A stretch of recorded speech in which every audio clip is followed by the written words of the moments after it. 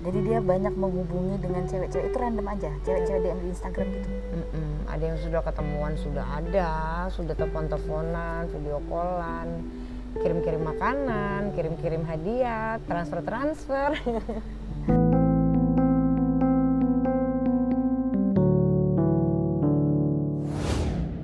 Nah, yang ditransfer kan kewajiban ya. Oh iya. Kan bukan hadiah-hadiah. Oh. Karena kamu kan istrinya ya. Padahal aku istrinya. Kalau di sini aku berani lah ngomong julid ya. Kalau di TV kan nggak mungkin tadi kan. Yang disakitin tuh siapa sih? Tapi kok lucunya yang disakitin di sini, tapi kok merasa situ yang tersakiti gitu loh. Jadi aku kadang-kadang bingung gitu loh. Bagaimanapun aku salah, dia tidak berhak untuk memukul aku. Sesalah apapun itu, dia tidak berhak untuk memukul. Jadi, itu menjambak, memukul, bahkan aku udah banyak lah kekerasan verbal pun yang sudah aku alamin gitu loh.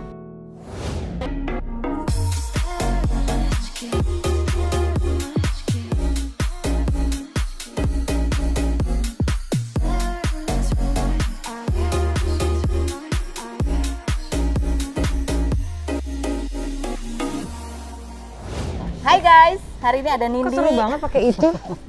Ada Nindi, perempuan yang begitu strong di tengah pemberitaan. Ya aku cuma bisa baca dari berita, tapi yang dialami kalau aku baca dari berita sih kayaknya nggak enteng ya. Iya. Sampai sempat kurus 49 kg doang. Sekarang udah jadi berapa berat badannya? 56, 57. Happy ya? Lebih apa nih sekarang rasanya? Lebih gemuk, Mbak. Ya apa ya? Dijalanin aja. Dijalanin aja. Nindi, aku tuh melihat kamu kayak, aku nggak bayanginnya kalau orang abis dipukulin, selingkuh, apalah banyak masalah gitu, apalagi dalam proses cerai itu agak gitu. Tapi kamu tuh kelihatan gini aja gitu. Karena apa? Karena mungkin udah lama kali ya. Jadi kayak di saat aku ingin keluar dari zona itu kayak, oke, aku rasanya kayak udah oke, fine, aku jalan gitu loh. Mungkin kalau Mbak Feni bisa lihat dari yang aku pas kurus-kurus itu 2018 itu aku tuh kuyu banget. Terus aku tuh kayak ya, tapi aku berusaha untuk menampilkan hal-hal yang ceria lah, karena emang aku orangnya kan periang aja gitu, nggak suka ngeliatin sedih sama orang. Tapi aku tuh bener-bener kalau di rumah sering kayak lagi di kamar mandi tuh aku tuh sering nangis gitu loh.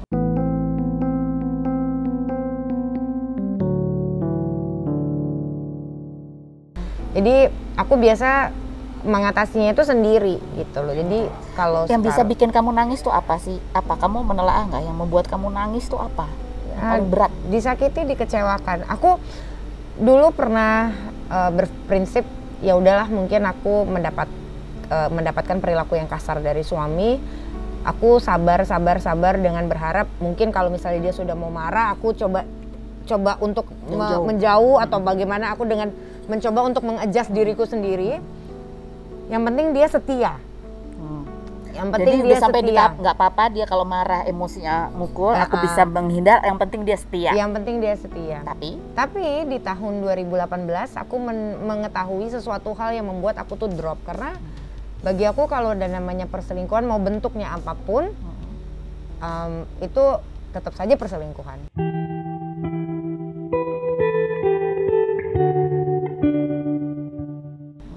Dan ternyata akhirnya Allah memberikan semua jawaban aku, karena aku merasa pada saat itu kok ada sesuatu yang berbeda, kok pikiran aku merasanya tidak tenang, orangnya ada di rumah tapi hatiku kok tidak merasa nyaman ya dengan keberadaan dia gitu loh. Kok kayak ada sesuatu yang ditutupi. Apakah handphonenya ditutup gitu? Ada, aku kedapatan seperti itu juga ada. Kita lagi makan di salah satu mall, dia tutup. Nah itu menurut aku tuh sudah sinyal aku tuh sudah berbeda. Terus akhirnya aku setiap habis sholat pasti selalu minta, ya Allah pokoknya apapun itu bentuknya, kalau memang dia tidak melakukan hal yang tidak baik, maka tunjukkanlah. Dan ditunjukin itu tanpa aku harus membuka handphone, karena memang aku bukan tipe istri yang suka periksa-periksa handphone, Mbak. Jadi bagiku kita menikah gimana jadi nggak pakai periksa handphone terus? Muncul notification, ting gitu. Bunyinya? Di tengah malam. Beliau udah tidur. Bunyinya makasih ya udah mau jadi temanku. Dari situ akhirnya aku membuka lah semuanya. Kenapa malam-malam? Muncullah satu gitu loh. Baru deh itu rasanya gimana kamu jadi investigator? Wah, investigator itulah yang membuat badanku jadi habis, karena aku merasa kayak ini enggak dia bohong nih begini. Aku coba tarik ininya, pokoknya menjadi CIA lah gitu. Nyarinya di mana aja? Macam-macam, pakai bala bantuan teman-teman juga. Maksudnya kayak cek-cek ini sampai telepon provider apa segala macam kayak gitu-gitulah. Oh, serius? Gitu. Seserius itu? Seserius itu. Sampai jadi akhirnya kurus? Sampai akhirnya aku kurus dan akhirnya aku, karena sering ribut kan. Karena aku minta jawaban kan, namanya dia nggak mau ngasih dong gitu loh.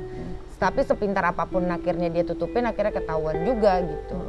Ada yang besar banget, yang telak banget? Bagiku semua telak sih, semuanya.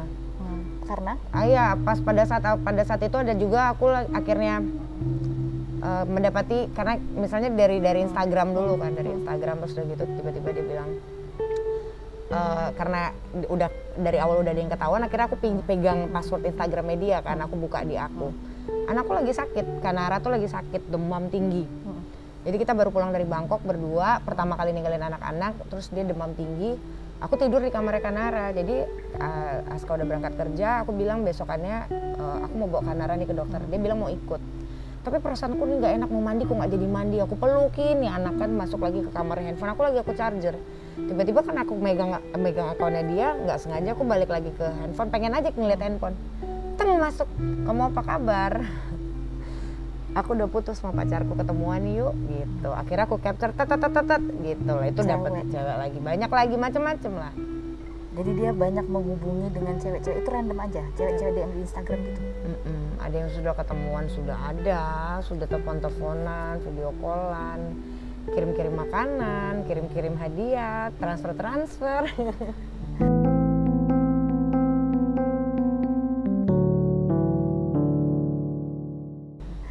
Transfer. Kalau ke kamu transfer nggak? Transfer lah, kewajibannya aja. Yang ditransfer kan kewajibannya. Iya. Kan bukan hadiah-hadiah. Oh. Karena kamu kan istrinya ya. Padahal aku istrinya. Kalau di sini aku berani lah ngomong julid ya. Kalau di TV kan nggak mungkin tadi kan. Nah, terus apa yang paling berat yang buat kamu ya? Ya pasti diselingkuhin berat, tapi yang kamu ngerasain ke diri kamu tuh apa? Tadi kan kamu sempat bilang, oh dia ternyata nggak segitu mencintai aku ya. Iya itu. Jadi aku tuh kayak ketipu banget gitu loh. Kayak aku kan orangnya benar-benar istri yang, aku tuh sangat mengagungkan suamiku. Dan aku sangat mencintai dia sepenuh hatiku. Jadi apapun buruknya dia, aku tetap fighting tuh dia nomor satu gitu loh. Tetap garda depan. Di saat aku tahu ternyata dia itu tidak seperti itu ke aku harus bagaimana sikapnya? Jadi runtuh semua apa yang kamu percaya. Iya, kepercayaan aku tuh runtuh dan itu membuat aku sakit. Aku ingin percaya tapi aku nggak bisa. Dan aku ingin tenang di rumah tapi aku nggak bisa.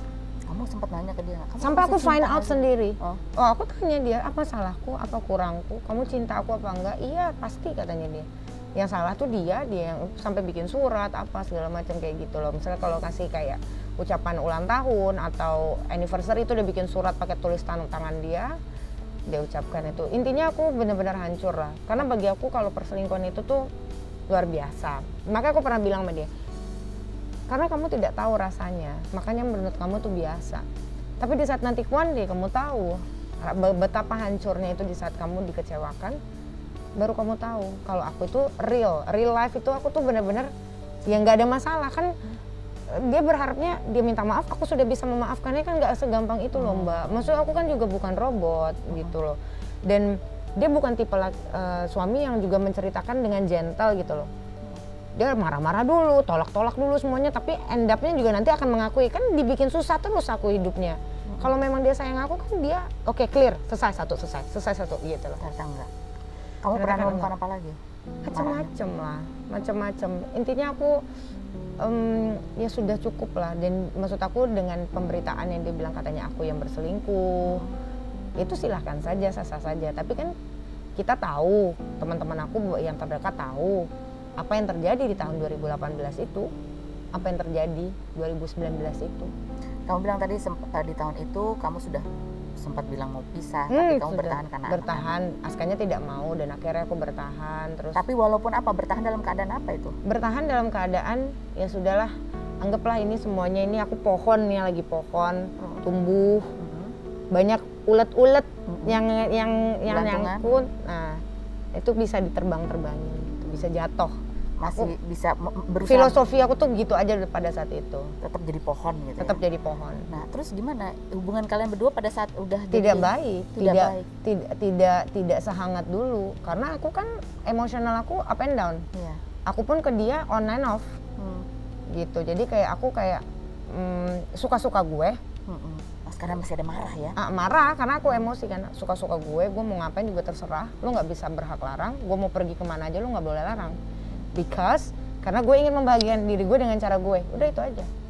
Jadi makanya sehingga jadinya mungkin juga udah nggak bisa normal lagi gitu loh. Kecuali pun dianya approach-nya juga enak ke aku, sayangin aku, bujuk-bujukin aku, dia juga keras lah gitu. usaha keras, dia juga asik aja sama dirinya sendiri, yang buat apa? Jadi kayak tidak takes two to tango. Iya, takes two to tango, betul sekali. Nah, kemudian pada saat itu kamu masih ya oke lah demi anak-anak, tapi akhirnya kamu memutuskan untuk ya maju cerai gitu. Itu kan Ibuku. juga butuh sebuah ibumu.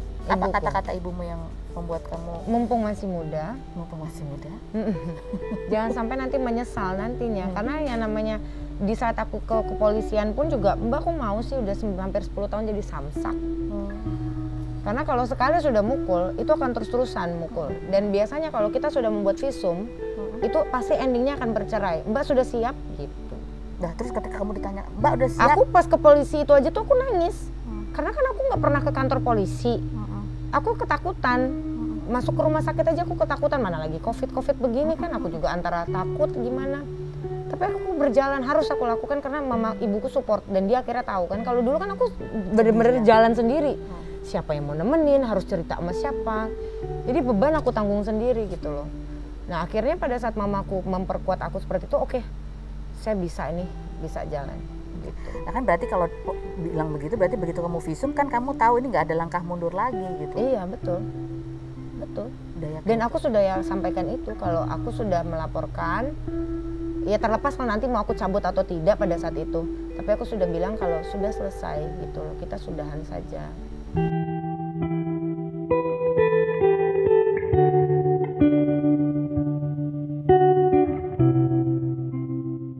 Aku bilang gitu karena sudah, aku juga capek lah, terlalu sering aku harus mengerti. Dan terlalu sering kalau misalnya kayak yang disakitin tuh siapa sih, tapi kok lucunya yang disakitin di sini tapi kok merasa situ yang tersakiti gitu loh. Jadi aku kadang-kadang bingung gitu loh. Gimana maksudnya dia merasa tersakiti? Iya, merasa tuh sebenarnya aku nih yang gila gitu loh. Aku nih yang merasa kayak Kenapa aku sih yang nuduh-nuduh gitu? Iya, maksudnya kayak apa ya? Baik pihak keluarganya tuh pun seolah-olah tuh kayak aku nih yang zolim. Lah, yang zolimin saya tuh siapa sih? Yang ngerusak rumah tangga ini siapa sih gitu loh. Kok di saat aku ingin meminta keadilan malah aku dibilang ke Aska tuh mukulin itu tuh karena aku. Ya nggak bisa lah. Tapi hebat loh, kamu nggak terpengaruh dengan Iya, dengan itu kan. Kadang-kadang ada orang yang iya ya gara-gara aku. Sempat gitu Enggak. sih kamu? enggak, karena aku yakin, maksudnya gini loh. Bagaimanapun aku salah, dia tidak berhak untuk memukul aku. Sesalah apapun itu. Dia tidak berhak untuk memukul. Jadi itu menjambak, memukul, bahkan aku udah banyak lah kekerasan verbal pun yang sudah aku alamin gitu loh. Kadang sakit hati, sedih gitu loh. Kok dia bisa baik sama orang lain tapi kok kayak gini sama saya? Mungkin karena aku istrinya jadi semau-maunya dia aja, ya udahlah bini gue ini gitu. Tapi tadi kamu sempat bilang, kenapa sih kamu dipukul yang pertama kali itu Berpikir kamu shock gitu, tapi kamu tetap aku pernah dipukulin sehari sebelum aku ulang tahun juga pernah.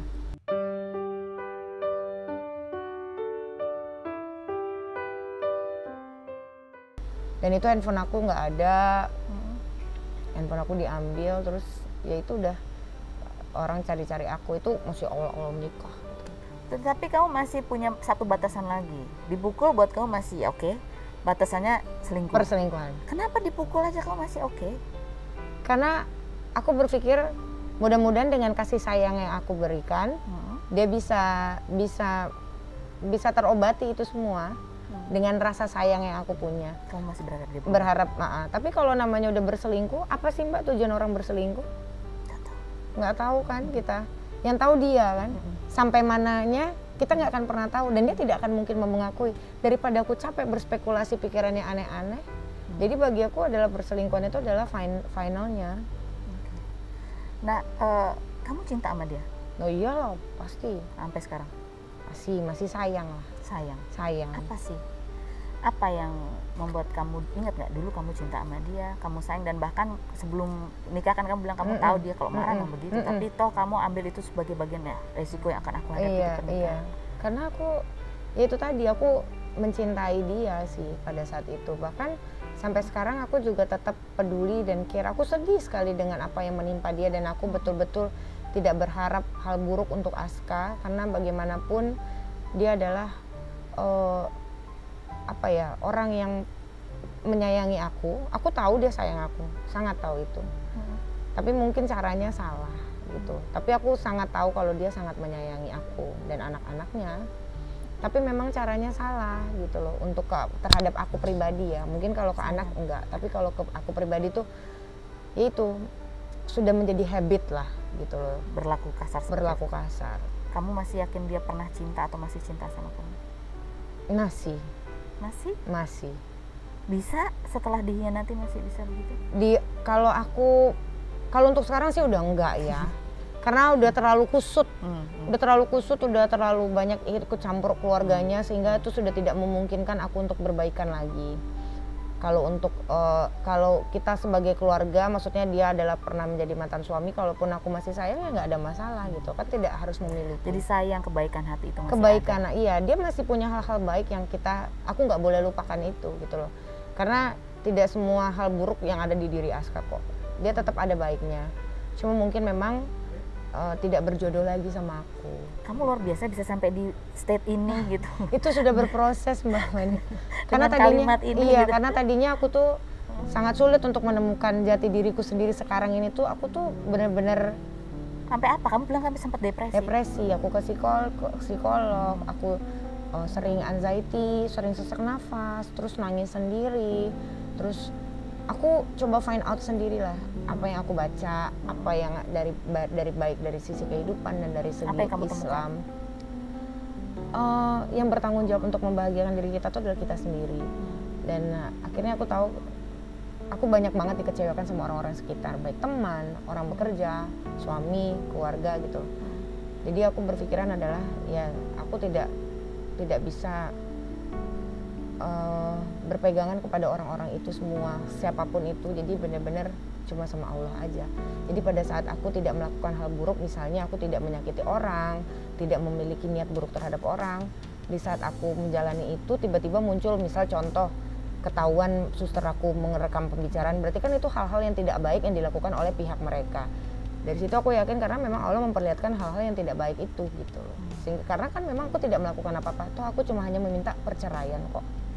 Jadi dari perceraian itu dikembangkan dari kemana-mana kan, sehingga akhirnya menjadi kusut gitu loh. Kalau memang kita mau baik-baik kan harusnya bercerai baik-baik, kita bisa dengan keluarga, KDRT bisa aku cabut gitu. Berapa lama kamu mengalami depresi, anxiety? Lama, dari tahun 2018 itu aku sempat misalnya pergi keluar nih, ketemu teman, aku langsung lari kayak, Kak Arun ini kurus banget, aku takut mereka tahu permasalahan aku malu. Aku malu gitu. Tapi akhirnya aku sampai kayak udah bodo amat sama omongan orang, yang penting aku. Jadi udah bodo amat, dan aku juga tidak banyak bermain lagi sekarang. Aku banyak main dengan ya sendiri, berdua, bertiga, nggak ada yang kayak rame-ramean lagi, nggak ada. Aku juga nggak ada punya teman ngobrol untuk curhat juga nggak ada. Aku dari dulu memang nggak pernah curhat orangnya. Semakin sekarang aku semakin malas curhat. Jadi hanya berdoa aja. Berdoa. Mama juga? Iya, ngobrol sama mama. Bahkan mama pun juga kadang-kadang tidak mengetahui apa yang next step aku yang akan aku jalanin gitu loh. Karena aku bilang udah lihat aja nanti gitu. Pada saat ayah kamu meninggal? Itu luar biasa pukulan aku. Pukulan kamu?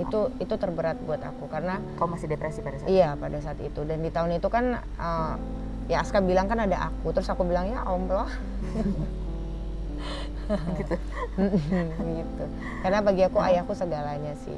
Gitu, karena apa dia. Apa yang kamu rasakan waktu itu yang paling berat banget ketika ayah meninggal? Yang paling berat selain kehilangan sosoknya, apa yang kamu kehilangan lagi dari kehadirannya? Teman mengambil keputusan, teman minta tolong. Karena aku minta tolong itu sama beliau, bukan sama suamiku, sama almarhum. Pak tolongin ini pak, tolong ini gitu. Jadi Aska pun juga begitu ke almarhum ayahku. Jadi itulah, karena memang rumah ini kan kontraktornya beliau. almarhum. Jadi makanya aku tidak ingin itu dibagi-bagi, karena dan ibaratnya itu biarlah rumah menjadi anak-anakku, dan itu juga rumah kenang-kenangan dari angkunya gitu kan. Jadi jangan sampai kita ribut-ribut masalah itulah. Atau juga kita bisa tinggal di mana aja kok. Yang penting itu rumah anak-anakku, itu aja sih. Apa yang membuat kamu sadar untuk mencari pertolongan dari depresimu itu apa? Ada titik nggak yang kamu ngerasa low banget?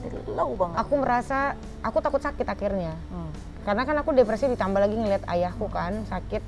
Terus aku berpikiran kalau nanti aku terlalu lama seperti ini, tidak menarik diri, tidak membantu diriku sendiri, aku bisa sakit. Makanya papaku waktu itu lagi di rumah sakit sempat bilang sama ibuku, saya mau sembuh, sekarang saya mau bawa ini berobat. Karena dia tahu, karena aku kalau papaku mau apa-apa tuh pasti aku panik, buka-buka nih celana, BH aku buka. Asam lambung? Karena aku panik, karena aku sesak nafas. Asam lambung, sesak nafas aku. Karena aku apapun itu yang panik tuh aku gemeteran gitu. Jadi kamu tidak boleh sakit, kamu harus hidup untuk... Untuk aku bisa membahagiakan keluargaku. Itu aja sih Mbak. Oke. Luar biasa ya, terima kasih ceritanya. Sama-sama Mbak. Terima kasih bahwa kamu sudah mau bersedia bercerita di fase yang seperti ini, sehingga kita bisa menerima banyak sekali masukan. Bagaimana ya, proses ini nggak pernah mudah ya kan, nggak pernah mudah. Tapi ingat bahwa jangan sampai kita sakit. Betul. Jangan sampai sakit. Disakitin orang hati itu jangan sampai membuat kita sakit. Bener banget. Karena itu udah rugi banget ruginya. Banget rugi, udah disakitin jadi malah sakit. Nah itu dia. Rugi banget. Semoga kamu bahagia. Amin, makasih Mbak. Dimudahkan semua apa rencana kamu makasih. Sama anak-anak juga. Amin, makasih. Terima kasih buat Anda semuanya. Dadah.